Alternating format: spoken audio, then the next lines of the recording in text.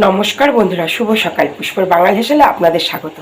আজ আমি বানিয়ে দেখাবো কুচো চিংড়ি পাতুরি। সেই জন্য আমি বেশ সুন্দর করে চিংড়ি মাছগুলোকে ধুয়ে পরিষ্কার করে জল ঝরিয়ে রেখেছি, তেল করা, আর খানিকটা কাঁচা লঙ্কা, কয়েক কোয়া রসুন আর সাদা কালো সর্ষে, এগুলো আমি সব পেস্ট করে।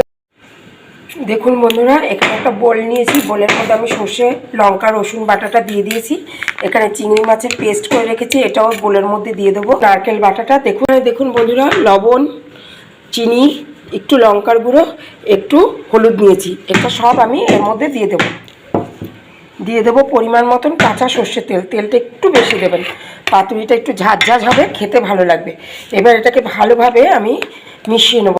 দেখুন আমি যা তেল দিয়েছি তাতেই হয়ে গেছে, আর তেল লাগবে না, কেন উপর থেকে তেল দেখা যাচ্ছে। এইবার আমি পাতুরিটা কি সুন্দর লাগছে যে কি বলবো দেখতে। এবার আমি পাতুরিটা বানিয়ে দেখাবো আপনাদের। এখানে দেখুন কলা পাতা নিয়েছি, আমি একটু কলা পাতাটাকে ভাপিয়ে নিয়েছি। ভাপানোটা আর কি দেখাবো, এমনি নর্মাল জলের মধ্যে 1 চিমটে লবণ দিলেই এরকম নরম হয়ে যাবে কলা পাতাটা। এবার কলা পাতাটার মধ্যে আমি অল্প অল্প পরিমাণে, আমি একটু ছোট্ট ছোট্ট পাতুরিগুলো বানাবো যেন খেতে টেস্ট হয়, অল্প অল্প পরিমাণে এইটা দিয়ে দেবো। এভাবে দিয়ে এবার দেখুন খুব সহজ, একদম ইজিভাবে আমি এই পাতুরিগুলো বানিয়ে আপনাদের দেখিয়ে দিলাম। এবার এইভাবে মুড়িয়ে দিলেই রেডি হয়ে যাবে বন্ধুরা। দেখুন কত সহজে আমি একটা পাতুরি বানিয়ে ফেললাম। এইভাবে দিয়ে আমি একটা প্লেটের মধ্যে রেখে দেবো। এইভাবে আমি প্রত্যেক কটা বানিয়ে নিয়ে ফিরে আসছি আপনাদের কাছে। দেখুন বন্ধুরা, কত সুন্দরভাবে আমি প্রত্যেক কটা পাতুরি রেডি করে ফেলেছি। এবার এখানে একটা প্যান বসিয়েছি, প্যানে দিয়ে দেবো সর্ষের তেল। আর এই রান্নাটা কিন্তু সর্ষের তেলেই করবেন, বেশ ঝাল ঝাল ব্যাপারটা তাহলে আসবে। এই যে বড় পাতুরি যেগুলো দেখুন কয়েকটা আমি ছোট ছোট করেছি, সেগুলো সাইডে দেবো, আর বড়গুলো দিয়ে দেবো আমি মাঝখানে। এভাবে দিয়ে আমি ঢাকা দিয়ে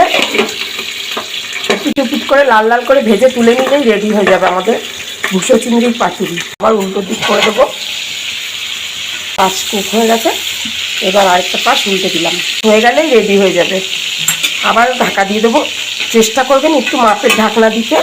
দেখুন বন্ধুরা, এপিট ওপিট লাল করে ভাজা হয়ে গেছে, আমি এবার একে একে তেল ছেঁকে নামিয়ে নেব।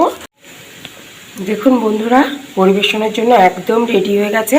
আমি আপনাদের খুলে দেখাই কেমন হলো আমার এই চিংড়ি মাছের পাতুরি। বানিয়ে খেয়ে দেখবেন, আশা করি অনেক ভালো লাগবে।